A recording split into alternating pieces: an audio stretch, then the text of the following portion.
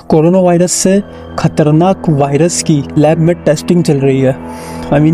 क्यों साइंटिस्ट दुनिया भर में एक नए खतरे के लिए वार्निंग दे रहे हैं। Mirror life. देखो, हम हर रोज बहुत से बैक्टीरिया के कांटेक्ट में आते हैं, पर हम ना तो बीमार पड़ते हैं और ना मर जाते हैं, क्योंकि हमारा इम्यून सिस्टम इवॉल्व हो चुका है इन बैक्टीरिया को पहचान कर उनसे फाइट करने के लिए। और ये बात सिर्फ ह्यूमंस पे नहीं बल्कि एनिमल्स पे और प्लांट्स पे भी अप्लाई होती है। लेकिन सोचो, अगर एक ऐसा बैक्टीरिया क्रिएट हो जाए जो नेचर में कभी एग्जिस्ट ही नहीं करता, तो थियोरेटिकली वो इम्यून सिस्टम से बची रह सकती है और बिना रुके बढ़ सकती है। और इसी कंसेप्ट को मिरर लाइफ कहते हैं।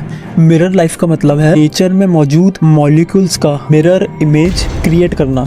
अब साइंटिस्ट इसमें इंटरेस्ट क्यों ले रहे हैं? क्योंकि हमारा बॉडी मिरर मॉलिक्यूल्स जैसे प्रोटीन या डीएनए को रिकॉग्नाइज नहीं करता। हमारे एंजाइम्स उन्हें ब्रेक नहीं कर पाते, और ये बात मेडिकल फील्ड के लिए फ़ायदेमंद हो सकती है, डिजीज़ को प्रिवेंट, मैनेज या क्योर करने के लिए। लेकिन दूसरी तरफ अगर मिरर पैथोजेंस या बैक्टीरिया बनाए गए तो उसका इम्पैक्ट इतना डेंजरस हो सकता है कि 9 कंट्रीज़ के 38 साइंटिस्ट ने मिलकर एक 300 पेज की रिपोर्ट पब्लिश की है, और उन्होंने इस रिसर्च पर परमानेंट बैन लगाने की डिमांड की है। एक को ऑथर केट एडमाला ने अपना रिसर्च ही छोड़ दिया, कहकर हम बेसिकली एक परफेक्ट बायोवेपन बनाने की इंस्ट्रक्शंस दे रहे हैं। अगर मिरर लाइफ लैब से बाहर निकल गई तो उसे रोकने का कोई तरीका नहीं है। वो ह्यूमंस, प्लांट्स, एनिमल्स के लिए, इम्यून सिस्टम के लिए इनविजिबल होगी।